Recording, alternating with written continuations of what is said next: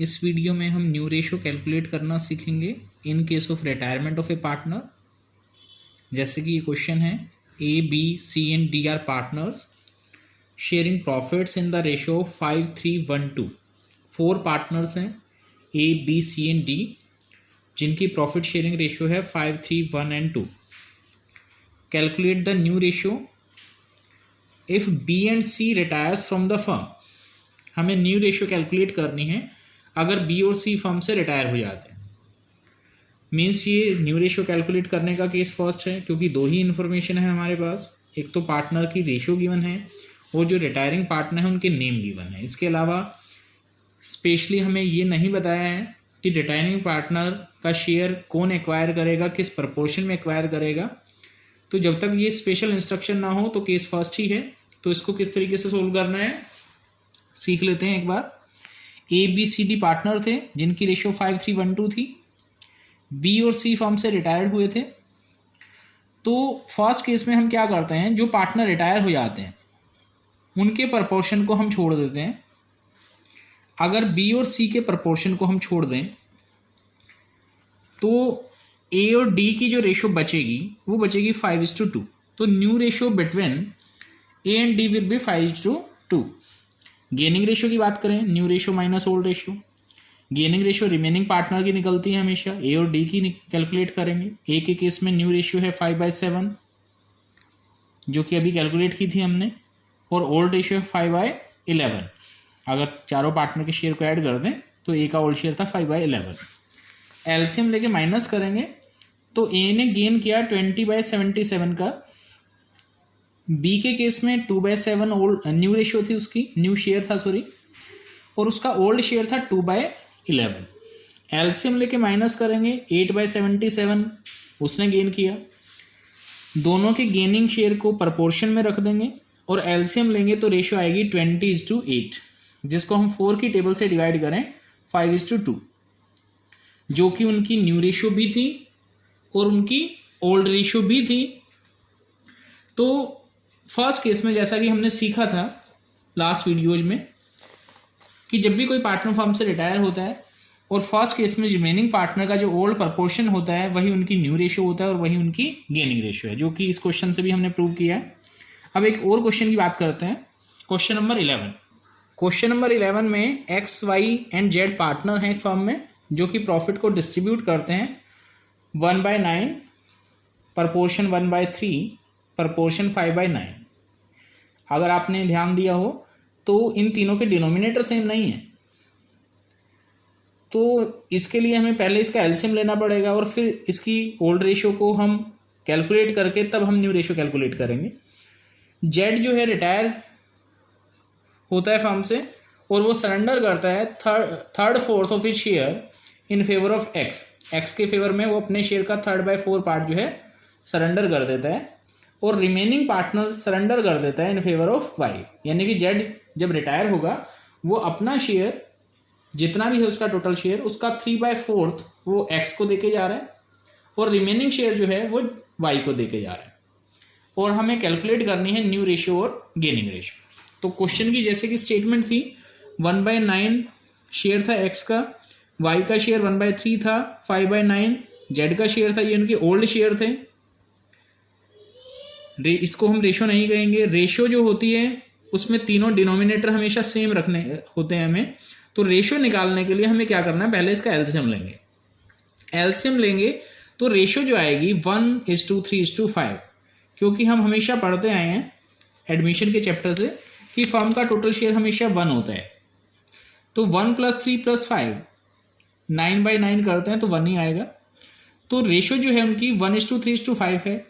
Z retire हुआ, Z जो retire हुआ उसका शेयर कितना था 5/9।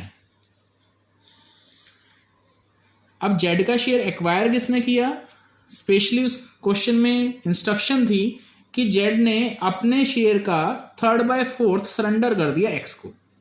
यानी कि एक्स का शेयर, जेड का शेयर एक्स जो एक्वायर कर रहा है वो कितना कर रहा है 5/9 का 3/4। यानी कि ये कंप्लीट शेयर था जेड का, जिसका 3/4 उसने जो है एक्स को दिया है। तो 5/9 का 3/4 अगर मैं करूं तो आएगा 15/36, यानी कि इतना शेयर जेड ने एक्स को दे दी। अब वाई को उसने कितना दिया, जेड का शेयर जितना एक्वायर किया वाई ने, अब जेड के पास टोटल तो कितना था 5/9 था, सिंपल सी बात है, जिसमें से 15/36 वो एक्स को दे रहे, तो रिमेनिंग कितना बचा, यानी कि जेड के टोटल शेयर में से अगर हम एक्स को जितना उसने दिया वो माइनस कर दें तो रिमेनिंग बचता है 5/36, यानी कि ये वो किसको दे रहा है, वाई को। अब एक्स को शेयर मिला 15/36, वाई को मिला 5/36। एक्स और वाई की न्यू रेशियो अगर निकालें तो सिंपली हमें करना क्या है, एक्स के ओल्ड शेयर में प्लस कर देना है जितना उन्होंने जेड से एक्वायर किया है। एक्स का ओल्ड शेयर 1/9 था, जेड से एक्वायर किया उसने 15/36, सिंपली ऐड करेंगे एलसीएम लेके तो 19/36 आ जाएगा ए का न्यू शेयर, एक्स का न्यू शेयर सॉरी। वाई की बात करें तो वाई का ओल्ड शेयर था 3/9, जो कि ये हमने लिया, प्लस कर दिया जितना जेड का शेयर उसने एक्वायर किया है 5/36, तो एलसीएम लेके प्लस करेंगे तो 17/36 आ गया। 19/36 एक्स का न्यू शेयर है, वाई का न्यू शेयर है 17/36, इसको प्रपोर्शन में रखते हैं तो रेशियो आएगी 19:17, क्योंकि दोनों के डिनोमिनेटर सेम थे। अब गेनिंग रेशियो की बात करें, गेनिंग रेशियो के लिए फॉर्मूला अप्लाई करते हैं हम, new ratio minus old ratio. X का न्यू शेयर था 19/36, ओल्ड शेयर था 1/9, एलसीएम लेंगे 15/36 आएगा। वाई का शेयर था 17/36 न्यू एंड 3/9 ओल्ड शेयर था, माइनस करते हैं 5/36 आएगा। इसको हम प्रपोर्शन में रखें दोनों के गेनिंग शेयर को, एलसीएम लें तो आएगा 15/5, यानी कि 3:1। अगर हम 5 से इसको सिंप्लीफाई कर दें तो 3:1 आ जाता है। तो ये जो 3:1 आई गेनिंग रेशियो, वो स्पेशल प्रपोर्शन होता है हमेशा गेनिंग रेशियो, जैसा कि यहाँ 15/36 का गेन कर रहा है एक्स और 5/36 का गेन कर रहा है वाई।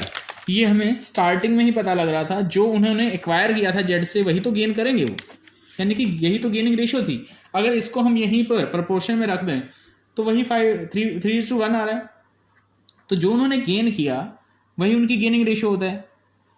और सेकंड केस में जैसा कि बताया भी था कि जो स्पेशल प्रपोर्शन है वही गेनिंग रेशियो होता है, तो इसमें भी स्पेशल प्रपोर्शन ही गेनिंग रेशियो है, क्योंकि जेड ने अपने शेयर का 3/4 एक्स को सरेंडर किया और रिमेनिंग सरेंडर किया वाई को। Remaining means 1/4। ये 1/4 कैसे आया, क्योंकि मान लो कि जेड का टोटल शेयर 1 है, जिसमें से उसने 3/4 एक्स को दे दिया, तो रिमेनिंग बचता है 1/4, जो कि हमने शेयर की फॉर्म में निकाला था 5/36। अगर हम इसके टोटल शेयर को 1 मान के चलते हैं जेड के शेयर को, तो 3/4 वो एक्स को दे रहा है, तो रिमेनिंग दे रहा था वाई को, यानी कि रिमेनिंग को कितना दे रहा था 1/4, तो इसका प्रोपोर्शन निकाला तो वो 3:1 आ रहा है, जो कि हमारा आंसर था। तो सेकंड केस में जो स्पेशल प्रपोर्शन होता है वही हमारी गेनिंग रेशियो होता है। अगर किसी क्वेश्चन में हमें ओल्ड और न्यू रेशियो दोनों गिवन है तो उस सिचुएशन में कोई भी लॉजिक हमारा काम नहीं करेगा, वहाँ पर हमें gaining ratio new ratio minus old ratio के फॉर्मूले से ही कैलकुलेट करनी है। ऐसे क्वेश्चंस आएंगे कि जब न्यू रेशियो भी गिवन होगी, ओल्ड रेशियो भी गिवन होगी, तो वहाँ पर कोई केस अप्लाई आपको नहीं करना है, simply new ratio minus old ratio का फॉर्मूला अप्लाई करके हम गेनिंग रेशियो कैलकुलेट कर लें।